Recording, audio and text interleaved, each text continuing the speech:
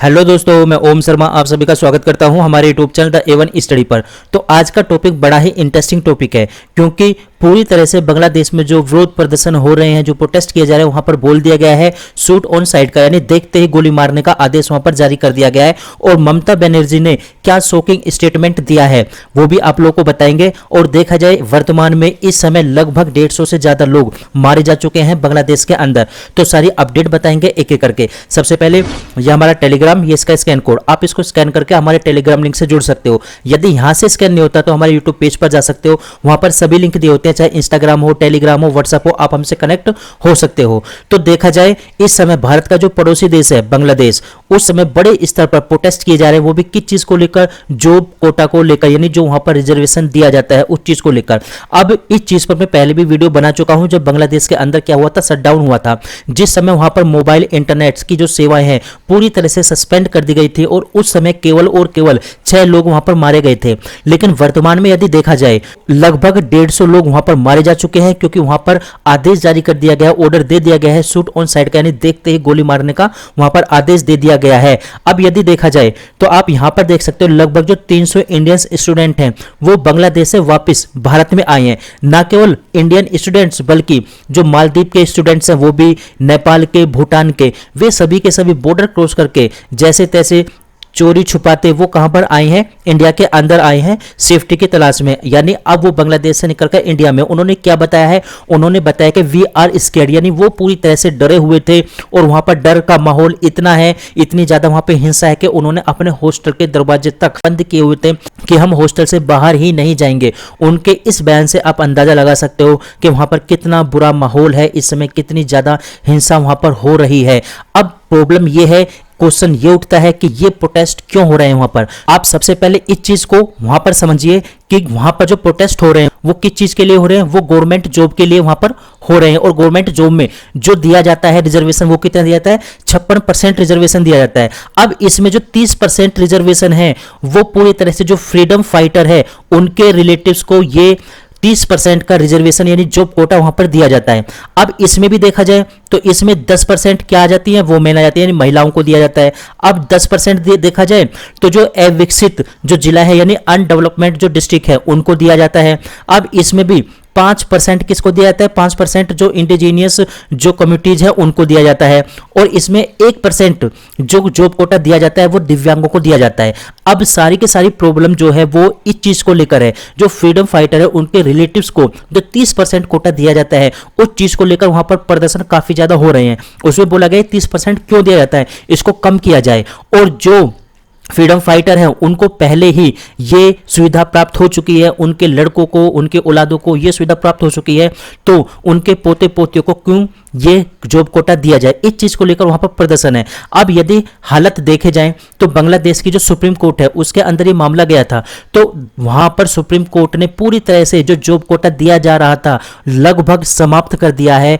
क्या वहां पर डिसीजन आया है सुप्रीम कोर्ट का वो भी आप लोगों को बताएंगे। लेकिन अब यहां पर प्रॉब्लम क्या आई, प्रॉब्लम ये हो चुकी है इस समय वहां पर कि सुप्रीम कोर्ट ने डिसीजन दे दिया पूरी तरह से जॉब कोटा समाप्त करने का, लेकिन फिर भी वहां पर जो प्रोटेस्ट हो रहे हैं वो थमने का नाम नहीं ले रहे, क्योंकि इन प्रोटेस्ट पर अब किसी और का अधिकार धीरे धीरे बनता जा रहा है। क्योंकि जब इस तरह के प्रोटेस्ट होते हैं जिस उद्देश्य के लिए होते हैं वो उद्देश्य जब भी पूरा हो जाता है तो धुलमिल होता चला जाता है।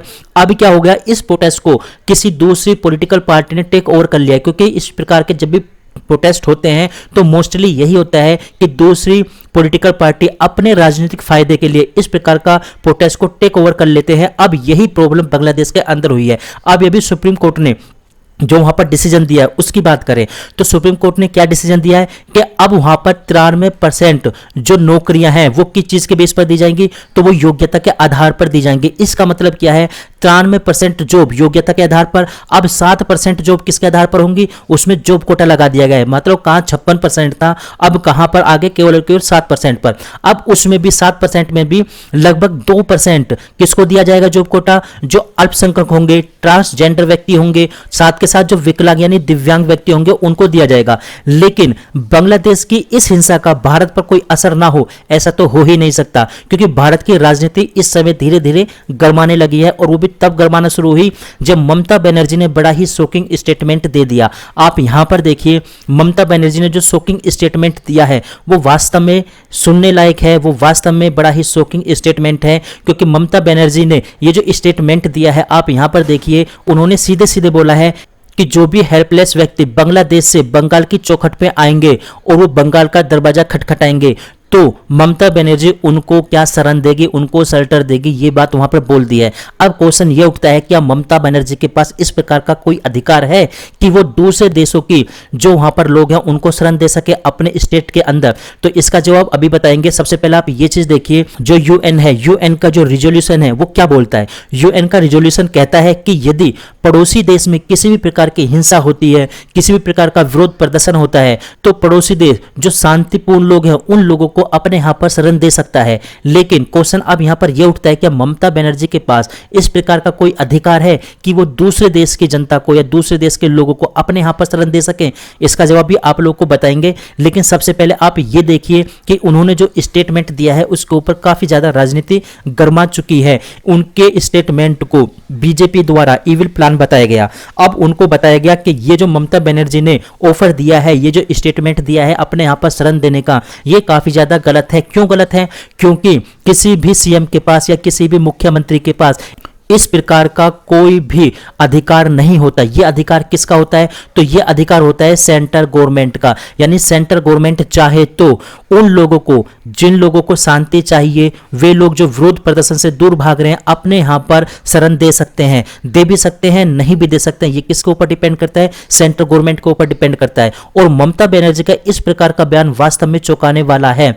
कुल मिलाकर बांग्लादेश की इस हिंसा का असर धीरे धीरे भारत पर दिखने लगा है। अब यदि ज्योग्राफिकल कंडीशन देखें तो बांग्लादेश के नीचे बे ऑफ बंगाल है जो इंडियन ओशियन का ही एक भाग है और भारत को टच भी करता है। दूसरी बात ये भी ध्यान रखने वाली है, ये भी ध्यान रखना क्योंकि ये बड़ा ही क्वेश्चन कई बार एग्जाम में पूछा हुआ है कि भारत के जितने भी पड़ोसी देश हैं उन सभी पड़ोसी देशों में सबसे ज्यादा जो बाउंड्री टच होती है, सबसे लंबी जो बाउंड्री टच होती है वो किसकी होती है? तो बांग्लादेश की होती है। और लगभग कितनी? लगभग 4096 किलोमीटर के आसपास। तो देखा जाए बांग्लादेश में इस समय जो प्रोटेस्ट हो रहे हैं वो काफी ज्यादा हिंसक हो चुके हैं और उन प्रोटेस्ट को सुप्रीम कोर्ट के डिसीजन के बाद ना थमना यह दर्शाता है कि इन प्रोटेस्ट को किसी राजनीतिक या पॉलिटिकल पार्टी द्वारा टेक ओवर कर लिया गया है। तो फिलहाल हमारी अपडेट यहीं तक थी। आप लोग कैसे लगी जरूर बताना। लाइक सब्सक्राइब करना बिल्कुल मत भूलना। Thank you.